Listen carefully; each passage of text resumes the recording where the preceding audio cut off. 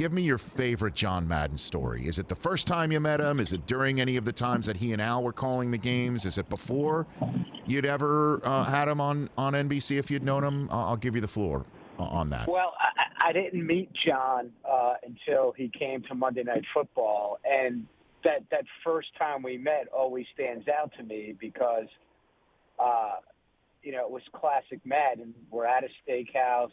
He picked me up at a hotel. We're at a steakhouse, and we're trying to make small talk. We're trying to break the ice, and it's not really going anywhere.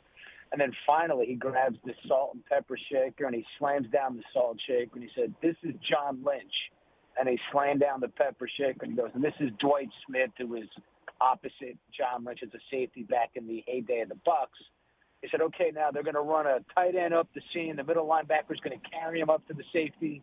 And then he wanted me to tell him the replay sequence and what I was going to see and how it was going to be framed and all those different things. And we then spent the next he's just watching tape after tape after tape and having great conversations about football and football coverage and things of that nature. So that's the one that, always stands out to me, other than when he got, elected into the Hall of Fame, when we're in the officials' locker room or the Steelers' locker room at Ford Field. He said he was told he'd be called by 1 p.m. if he was elected to the Hall of Fame. It was now 2-something in the afternoon. Had not received the call, but we were in the bowels of Ford Field, and no one really had cell service. So his agent kept walking out, Sandy Montag, and no calls. And then we hang up with Cower, and I just turn on the TV, and there you are.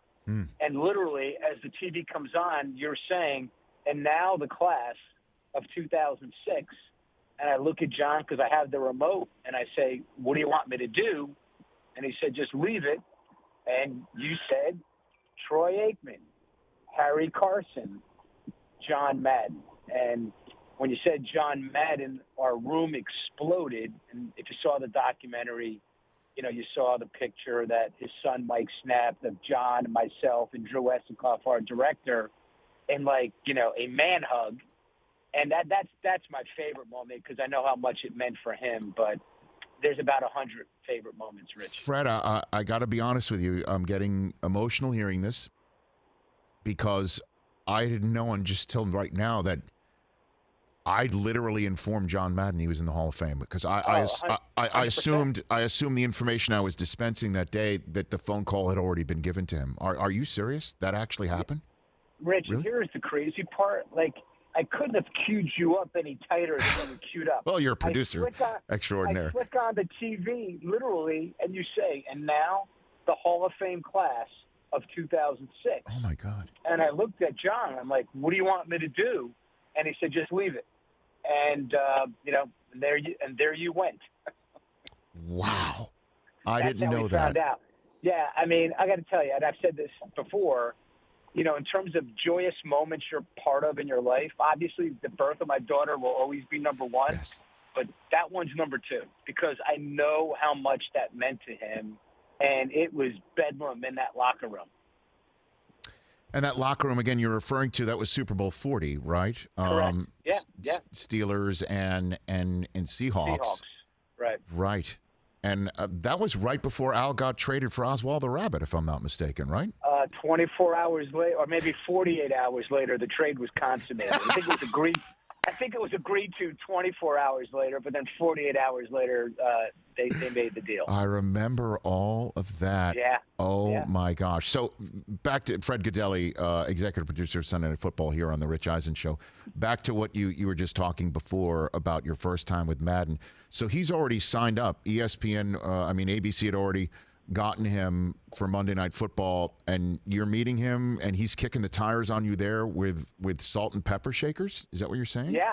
Fred? Oh, yeah. And then we started watching film, and we're talking through all kinds of defenses because, back then Tampa Bay had the number one defense in football. They were playing that Tampa 2 style of defense, and, the Rams probably had the best offense, and we're going through the Rams offense, and we're going through plays, and he's basically telling me, okay, now what am I going to see here when this play happens? Take me through your sequence. Tell me how the shot's framed.